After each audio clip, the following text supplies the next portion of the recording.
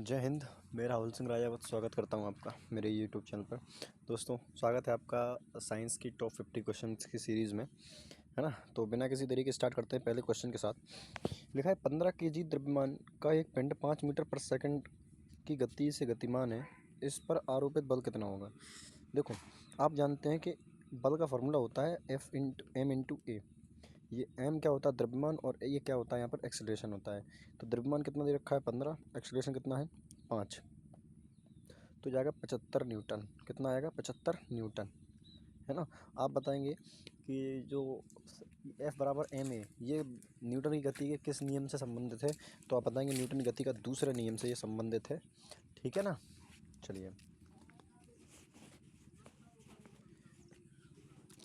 अगला क्वेश्चन है कि जिसका संवेग 0.2 एक वस्तु है जिसका संवेग 0.02 सेकंड में 10 किलोमीटर पर सेकंड परिवर्तन होता है, तो वस्तु पर कार्य कर रहा बल है, तो उस पर कार्य करने वाला जो बल है वो कितना है। देखो दोस्त, तो देखो, तो इसके लिए आप जानते हैं कि वही सेम चीज़ F बराबर क्या होता है। तो F बराबर हमने एक फॉर्मूला और पढ़ा था, वो पढ़ा था संवेग में परिवर्तन। अगर मैंने आपको पढ़ाया तो था संवेग में परिवर्तन, है ना। राइटिंग मत जाना, बोल रहा हूँ उस पर ध्यान देना। बटे समय, संवेग पे परिवर्तन बटे समय, है ना। तो ये क्या है, संवेग में परिवर्तन कितना आ रहा है 10 किलोग्राम का, समय कितना है 0.02 सेकंड, पॉइंट हटाएंगे ऊपर कितना आ जाएगा 2 जीरो आ जाएगा, और 2 जीरो से 2 से डिवाइड करोगे तो कितना आएगा 500 न्यूटन। न्यूटन का याद रखना क्योंकि बल की यूनिट क्या है, न्यूटन होती है ना। और संवेग संरक्षण का सिद्धांत भी किससे संबंधित है, आप बताएंगे न्यूटन की गति के दूसरे नियम संबंधित है। चलिए नेक्स्ट क्वेश्चन है कि निम्नलिखित में बल कौन सा एक बल पर लागू असंतुलित बल का परिणाम होना चाहिए, वैसे, है ना, का प्रभाव नहीं है, बल का प्रभाव नहीं है, क्या होना चाहिए, प्रभाव नहीं है, ठीक है। ज़्यादा ही बड़ा लिख रहा है इससे यार, थोड़ा छोटा करते हैं इसको। चलो देखो, लिखा है वस्तु की गति में परिवर्तन, वस्तु की गति की दिशा में परिवर्तन, वस्तु की गति में परिवर्तन का कारण नहीं बनता, है ना। किसी भी चीज़ का त्वरण का कारण नहीं बनता। ये वस्तु की स्थिर अवस्था में परिवर्तन, वस्तु की स्थिर अवस्था में परिवर्तन, तो इसका आंसर क्या होगा, वस्तु का किसी भी चीज़ का त्वरण का कारण नहीं बनता, ठीक है। चलिए नेक्स्ट क्वेश्चन देखेंगे। लिखा है, अरे यार कभी कभी क्वेश्चन बहुत छोटे हो जाते हैं। हाँ, जब दो समान बल किसी निकाय पर विपरीत दिशाओं में कार्य करते हैं, जब कोई बल किसी निकाय पर विपरीत दिशा में कार्य कर रहे हैं तो निकाय पर कार्य करने वाला बल बन जाता है, तो उस निकाय पर कार्य करने वाला बल कितना बन जाता है। तो आपका आंसर क्या है, 2 गुना शून्य, 4 गुना या 3 गुना, तो आप बताएंगे सर शून्य हो जाता है। क्या हो जाता है, शून्य। इसका रीज़न क्या है, जैसे मान के चलो आप कोई व्यक्ति खड़ा है, आप यहाँ से 50 न्यूटन का फोर्स दे रहे हैं, और 50 न्यूटन का फोर्स आपका दोस्त भी उस साइड से दे रहा है ना, इस दिशा से। तो आप बताओ तो क्या वो व्यक्ति हिलेगा, नहीं, है ना। तो यहाँ पर जो बल है आपका वो कितना हो जाएगा, शून्य हो जाएगा। नेक्स्ट क्वेश्चन, चलो, बोला है कि 2 केजी द्रव्यमान वाली वस्तु पर कार्य करने वाला बल 2 सेकंड के बाद उसकी गति 4 सेकंड से 9 सेंटीमीटर तक बढ़ा देता है। लगाए गए बल का परिमाण क्या है। देखो, पहली बात तो यहाँ 2 नहीं है, यहाँ 8 करो, क्योंकि बिना 2 के आंसर 8 के आंसर आएगा नहीं, है ना। अब सुनिए, तो द्रव्यमान कितना हो गया आपका, आप बोलें सर द्रव्यमान 8 है, ठीक है। वस्तु का वेग कितना होगा, वस्तु का वेग कितना है 4 मीटर प्रति सेकंड, 4 मीटर पर सेकंड, और जो लास्ट वाला वेग है वो कितना है 9 मीटर पर सेकंड। तो यदि आप याद होगा तो एफ बराबर हमने एक फॉर्मूला पढ़ा था, एफ बराबर होता है m/v - u/टी, ठीक है। ये फॉर्मूला है सिंपल, तो इसको लगा देंगे। तो m कितना दे रखा है 8 दे रखा है, 4 - 9 करेंगे कितना आएगा 5 आएगा। टाइम कितना दे रखा है 2 से 4 बार, 4 पंचे 20 न्यूटन आपका आंसर हो गया। कोई दिक्कत, लिखा है ये प्राकृति, हाँ ठीक है, प्राकृति ऐसे भी लिख सकते हैं, कोई दिक्कत नहीं है ना। प्रकृति में अकेले कभी नहीं होता, प्रकृति में कौन अकेला नहीं पाया जाता, बल, वेग, गति या दबाव। तो दोस्त, बल जो है कभी भी प्रकृति में अकेला नहीं होता, है ना, क्योंकि सबसे बड़ी चीज़ ये, जहाँ भी बल लग रहा होगा, जैसे मान के चलो आप किसी भी दिशा में लगाते हैं, तो अपन ने पढ़ा था न्यूटन की गति का तीसरा नियम, अगर आपको याद हो तो न्यूटन की गति का तीसरा नियम क्या कहता था कि every force have equal opposite force. यानी किसी एक बल पर जब किसी भी चीज़ पर जब कोई बल लग रहा होता है तो वो वस्तु उस बल पे भी क्या लगा रही थी, एक अपोजिट उतना ही फोर्स लगा रही होती। तो बल के साथ हमेशा क्या होगा, बल के साथ एक विपरीत बल हमेशा कार्य करता है, जिसे हम क्या बोलते हैं, प्रतिबल कहते हैं। क्या कहते हैं, प्रतिबल कहते हैं।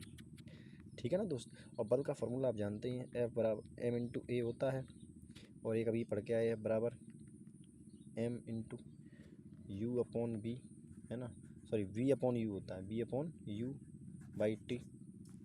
ठीक है, चलिए। किसी वस्तु की गति में लाने के लिए उसे धक्के देना या खींचना क्या कहलाता है, बल, दाब, संवेग, त्वरण। तो वस्तु को गति में लेके आने के लिए क्या कहलाएगा, बल कहलाएगा।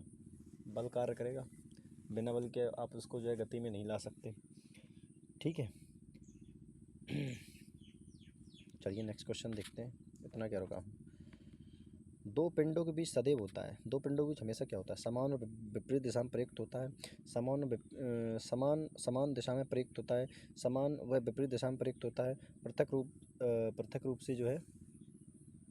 दो पिंडों के बीच बल, यहाँ पहले यहाँ बल लिखो, क्या लिखो, दो पिंडों के बीच सदैव बल समान और विपरीत दिशा में प्रयुक्त होता है। मैंने बताया था कि every force equal opposite force, इसको याद रखना है, बस याद रखना। ठीक है, बल का मात्रक क्या होता है, न्यूटन होता है, ये आपको पता होना चाहिए। दो वस्तुओं का मध्य समान क्रिया होती है, घर्षण, संवेग, बल या दाब। तो कौन सी क्रिया होती है, तो आप बताएंगे सर बल। परस्पर क्रिया क्या कहलाती है, बल कहलाती है। क्या कहलाती है, बल कहलाती है। ठीक है, चलिए नेक्स्ट क्वेश्चन। निम्न परिस्थितियों में से किसमें नकारात्मक बल का द्वारा कार्य किया गया। सिंपल सी बात है, नकारात्मक बल वो बल होता है कि जिस दिशा में आप बल लगाएं उसके विपरीत कार्य हो जाए, वो नकारात्मक बल कहलाता है। जैसे जब वस्तु बल की दिशा में लंबवत के स्थानांतरित हो, जब लंबवत होगी तो फिर बल जीरो हो जाता है। ठीक है, क्योंकि जब आप जानते हो कि जब आप बल इस दिशा में लगाओ और वस्तु का मूवमेंट इसमें होता है, तो यहाँ 90 डिग्री कोण बन जाता है, और 90 डिग्री cos 90 डिग्री क्या हो जाता है, जीरो बना देता है। जब वस्तु बल की दिशा में किसी कोण पर स्थानांतरित हो, जब वस्तु बल की विपरीत दिशा में स्थानांतरित हो, जब कोई वस्तु बल की दिशा में होगा तो आपका पॉजिटिव बल होगा। ऑप्शन नंबर आपका सी करेक्ट आंसर होगा। क्या हो जाएगा, सी आपका जो है करेक्ट आंसर हो जाना चाहिए, हो जाना क्या चाहिए, है ही। ठोस सतह द्वारा किसी भी वस्तु पर सामान्य दिशा में लगाए गए बल को क्या कहते हैं, तनाव बल, घर्षण बल, संपर्क बल, क्षेत्र। ठोस सतह द्वारा किसी वस्तु पर सामान्य दिशा में लगाए बल को हम क्या कहते हैं, तो दोस्त इसे हम सामान्य बल कहते हैं। ये तनाव बल कहाँ से आ गया इसमें, है ना, सामान्य बल होना चाहिए, इसकी जगह क्या होना चाहिए, सामान्य बल। क्या कहलाता है, घर्षण। घर्षण तो आप जानते हैं, जब दो चीज़ों के आपस में बीच में घर्षण होता है, दो चीज़ें एक दूसरे में घिसी जाती है, तो उनके बीच में क्या होता है, घर्षण कहलाता है। चलिए नेक्स्ट क्वेश्चन। घर्षण का कारण क्या होता है, ऊर्जा का स्थानांतरण, दबाव, गर्मी, बल का स्थानांतरण। तो बल का स्थानांतरण आपका करेक्ट आंसर होगा। क्या होगा, बल का स्थानांतरण। बल में होता है परिमाण, दिशा, घनत्व, दिशा और परिमाण। तो बल में क्या होता है, तो आप बताएंगे सर बल में सबसे पहली चीज़ परिमाण और दिशा दोनों होती है, परिमाण और दिशा दोनों होती है। कारण ये है कि m इंटू ए बराबर होता है फॉर्मूला। त्वरण के अंदर दिशा होती है सर, आप बोले सर बिल्कुल, और इसके अंदर परिमाण होता है सर, बिल्कुल सही बात है, परिमाण होता है। ठीक है, तो यहाँ से आता है। चलो नेक्स्ट क्वेश्चन देखेंगे। बोलेगा एक कार 72 किलोमीटर गति से चल रही है, ठीक है, ब्रेक लगने के बाद इसे रोकने में 4 सेकंड लगते हैं। यदि कार का द्रव्यमान 1000 kg है तो ब्रेक द्वारा लगाए गए बल का परिणाम क्या होगा। अब सुनो ज़रा, तो आप बोलेंगे, देखो पहली बात m दे रखा है, फॉर्मूला यहाँ पर लगाना पड़ेगा 2। क्या लगाना पड़ेगा, 2। पहले आपको u चाहिए, फिर a चाहिए, एक्सेलरेशन भी आप निकालेंगे, है ना। सबसे पहले देखो अंतिम स्टार्टिंग का वेग आपका कितना दे रखा है, तो आप बोलेंगे u की वैल्यू मुझे निकालनी है, तो 72 इंटू 1000 अपॉन कितना आ जाएगा, 3600। कितना आ जाएगा, 3600। इसको सोल्व करूँगा तो कितना आ जाएगा, 72 का 72 इंटू 3600, ये कितना आ जाएगा, 20 मीटर पर सेकंड। क्या आ जाएगा, 36 दूनी 72 होता है ना, 36 से कम 36, 20 जाएगा 20 मीटर पर सेकंड, 20 मीटर पर सेकंड। ठीक है भाई, मीटर में चेंज किया इसको, 72 को मीटर में चेंज किया, 1000 से मल्टीप्लाई, समय को इसमें चेंज किया सेकंड में। तो ये आ गया अभी। अब यहाँ से निकाल लो एक्सेलरेशन, क्योंकि हमें क्या पता है बल का फॉर्मूला हमें लगाना है m बराबर a, है ना।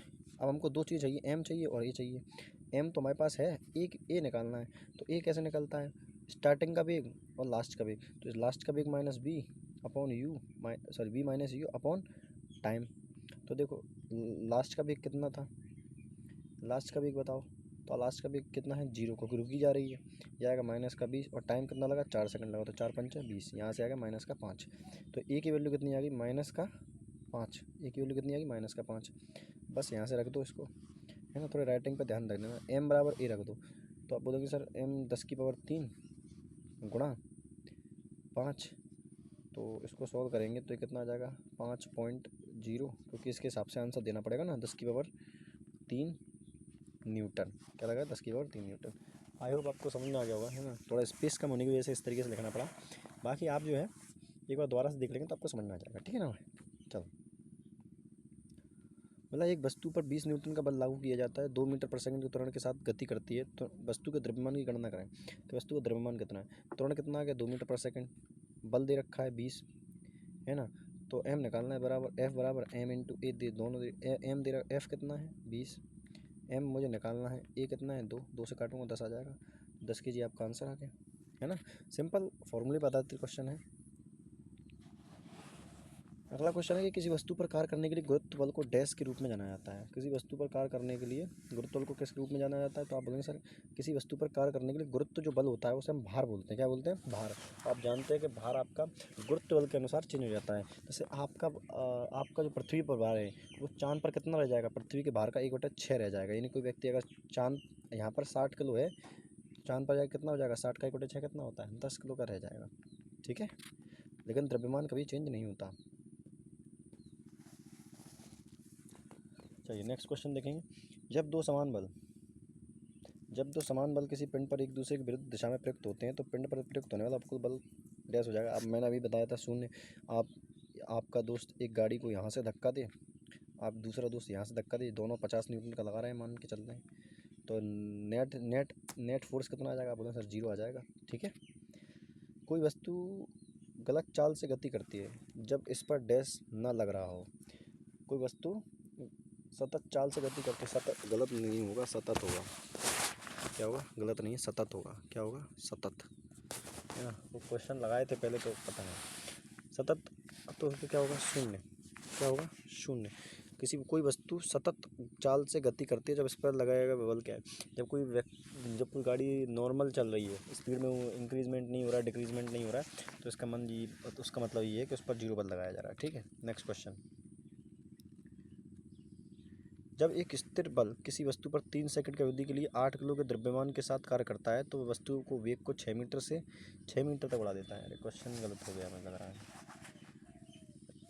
जब एक स्थिर बल किसी वस्तु पर 3 सेकंड की अवधि के लिए 8 के द्रव्यमान के साथ कार्य करता है तो वस्तु के वेग को 4 मीटर पर सेकंड से 6 मीटर तक बढ़ा देता है। प्रयुक्त बल की मूल्य बताएं। तो वही बात है, पहले आपको त्वरण निकालना पड़ेगा ए। क्या निकालना पड़ेगा, ए। कैसे निकालोगे, तो 4 से 6 हो रहा है ना, 6 माइनस 4 बटा टाइम कितना है 3, तो आ जाएगा टाइम कितना आएगा 2/3 मीटर पर सेकंड, ठीक है। बस बल बराबर क्या होता है, द्रव्यमान गुणित त्वरण। तो एफ की वैल्यू निकाल, एम देखो यहाँ कितना है, एम बराबर कितना दिखा 8, ये कितना है 2/3, तो 8 दूनी 16/3, तो कितना 15.33 चलेगा आपका आंसर। तो 5.33 न्यूटन आपका आंसर हो जाएगा। क्या दिक्कत है इस बात में, मेरे हिसाब से आपको कोई दिक्कत नहीं होनी चाहिए। 20 द्रव्यमान वाली एक वस्तु को 10 मीटर पर सेकंड वेग से स्थानांतरित किया, वस्तु का संवेग बताओ। अब देखो वस्तु का क्या पूछ लिया आपको, संवेग पूछ लिया भैया। तो संवेग निकालना नहीं जानते हो क्या तुम, अरे यार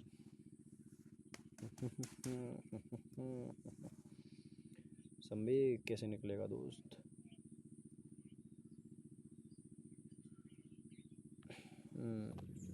तो देखो इसका 200 ग्राम वाली वस्तु, इसका संवेग निकालना है, कुछ नहीं, वही सेम है एफ इंटू एम इंटू ए।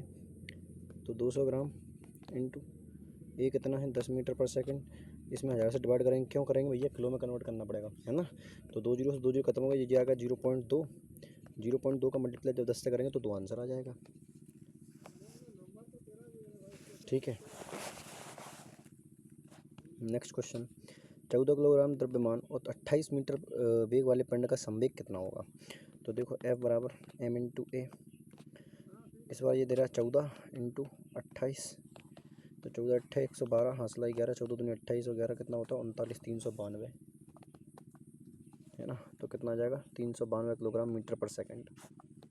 ठीक है, संवेग का संबंध क्या कहलाता है? संवेग का संबंध बल, त्वरण, द्रव्यमान, गुणनफल, त्वरण नहीं। तो देखो संवेग का संबंध कहलाता है बल, न्यूटनी गति का दूसरा नियम कहलाता है। ठीक है, अच्छा द्रव्यमान और वेग का गुणनफल क्या कहलाता है? उत्प्लावन बल, बल, दाब, संवेग। तो देखो द्रव्यमान और वेग का गुणनफल क्या कहलाता है दोस्त? तो आप बोलेंगे सर संवेग कहलाता है। क्या कहलाता है? संवेग कहलाता है। द्रव्यमान और वेग का गुणनफल क्या कहलाता है? वेलोसिटी। जब एफ का वर्णन एम इंटू वी से कर दोगे तो ये क्या कहलाता है? संवेग कहलाता है। ठीक, नेक्स्ट क्वेश्चन। अच्छा द्रव्यमान और वेग का गुणनफल डैश है, प्रतिबल है, संवेग है, बल है, दाब है। तो आप बोलेंगे क्या है? संवेग है, क्योंकि एफ बराबर एम इंटू वी। ठीक है दोस्त, चलिए नेक्स्ट क्वेश्चन। एक वस्तु का द्रव्यमान 85 किलोग्राम और वेग 60 है, हम संवेग को निकालो। तो F बराबर m इंटू 60 है ना, सेकंड।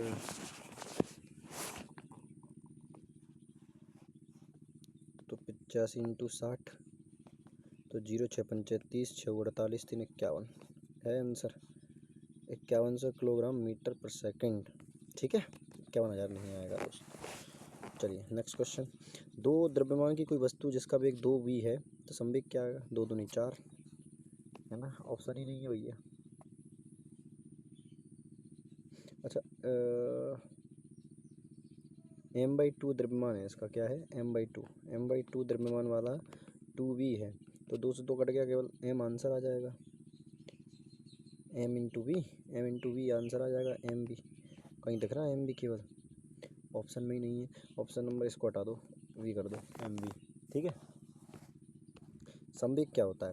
द्रव्यमान इंटू वेग, द्रव्यमान इंटू त्वरण, द्रव्यमान इंटू चाल, द्रव्यमान इंटू वेग, द्रव्यमान बटे वेग। नहीं, तो ये तीनों नहीं है, द्रव्यमान इंटू वेग जो है आपका करेक्ट आंसर होगा। समझ में आ रहा है कि नहीं आ रहा? सही बात है, समझा पा रहा हूँ, बिल्कुल समझा पा रहा हूँ। नेक्स्ट क्वेश्चन बात करेंगे। बोला 80 किलोग्राम द्रव्यमान वाली एक वस्तु 60 मीटर पर सेकंड के वेग के साथ गतिमान वस्तु के उत्पन्न संवेग कितना होगा? देखो F बराबर क्या होता है? m into V. तो 80 ये है, 60 ये है, 6 48, 48 0 किलोग्राम मीटर पर सेकंड। तो कहाँ है? 4800 किलोग्राम मीटर पर सेकंड। ठीक है, नेक्स्ट क्वेश्चन। 50 किलोग्राम द्रव्यमान का वस्तु 6 मीटर के नियत वेग से गतिमान है, संवेग कितना होगा? तो 6 पंचे 30 किलोग्राम मीटर पर सेकंड। 300 300 300, सारे आंसर सेम हो गए ना। कई बार हो जाता है, कोई बात नहीं, थोड़ा सा चला दो। लिखा है एक गतिशील वस्तु का संवेग उसके डैश पर निर्भर करता है। किसी वस्तु का संवेग किस पर निर्भर करता है? गतिशील वस्तु का संवेग उसके द्रव्यमान और वेग पर निर्भर करता है। गतिशील वस्तु का संवेग उस आयतन और वेग पर निर्भर करता है। आयतन की तो बात ही नहीं करता। द्रव्यमान और वेग, गतिशील वस्तु का संवेग द्रव्यमान और वेग पर निर्भर करता है। ये दोनों ऑप्शन एक जैसे हो गए ना। गतिशील वस्तु का संवेग और उसके वेग पर निर्भर करता है, वो इसकी टाइम केवल वेग पर नहीं करता है, केवल वेग है। तो ये दोनों करेक्ट आंसर है, क्योंकि दोनों एक ही ऑप्शन है। क्योंकि आप जानते हैं F बराबर m इंटू बी, द्रव्यमान पर भी निर्भर करता है और बी पर भी निर्भर करता है। ठीक,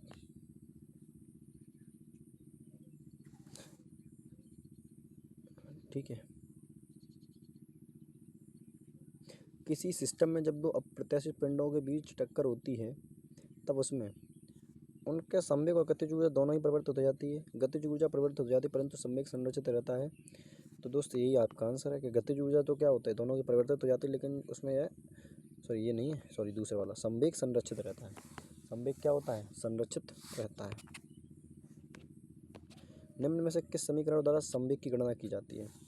किस समीकरण द्वारा संवेग की संरचना की जाती है? संवेग कैसे निकालते हैं अपन? तो संवेग का फॉर्मूला बराबर था द्रव्यमान इंटू वेग। क्या था? द्रव्यमान इंटू वेग, जो करेक्ट आंसर आपका है। ठीक है, ठीक है। 10 मीटर पर सेकंड के वेग से गति कर रहे 50 किलोग्राम द्रव्यमान वाले एक पिंड का संवेग कितना होगा? तो 50 दम 500 किलोग्राम ऑप्शन ही नहीं है दोस्त।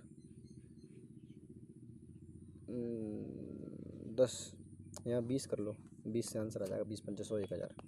ठीक है। अगला क्वेश्चन कि यदि किसी गतिशील पिंड को चाल दुगना कर दी जाए, कि चाल दुगनी कर दी जाए तो पिंड की चाल दुगनी कर दी जाए तो गतिज ऊर्जा दुगनी हो जाएगी। चाल दुगनी कर दी जाए तो गतिज ऊर्जा दुगनी हो जाएगी और इसका संवेग दुगना हो जाएगा, इसका संवेग दुगना हो जाएगा, इसकी गतिज ऊर्जा दुगनी हो जाएगी। क्या कर रहा है यार? पहले में स्थितिज ऊर्जा कर लेना। कौन सी? स्थितिज। ऑप्शन चेंज कर रहा हूँ मैं, स्थितिज। दूसरे में त्वरण कर लेना, दूसरे में कर लेना त्वरण, तीसरे में कर लेना संवेग दुगना हो जाएगा। ठीक, और इसमें भी कर लेना गतिज ऊर्जा, इसमें कर लेना गतिज। ठीक है। तो देखो, आप जानते हो पिंड का द्रव्यमान कितना होता है? m। प्रारंभिक वेग v हो जाएगा, प्रारंभिक स्टार्टिंग का वेग, स्टार्टिंग वेग। ठीक है। और पिंड का प्रारंभिक वेग कितना, अंतिम वेग कितना होगा? लास्ट वेग, LV से देख रहा हूँ मैं, तो 2v हो जाए। तो आप बताओ, संवेग निकालने का फॉर्मूला होता है m इंटू वी, है ना। तो जब दोनों इक्वेशन में कंपैरिजन कर रहा हूँ, तो जब P1 और P2, संवेग बाद में रहा होगा, कुछ पहले रहा होगा, तो बाद में जो पहले रहा होगा वो m इंटू वी रहा होगा, और दूसरी बार क्या होगा? m इंटू 2v हो गया। ठीक है। तो m से m तो कट गया, b से b कट गया, तो P अपॉन P2 की वैल्यू आ गई 1.2।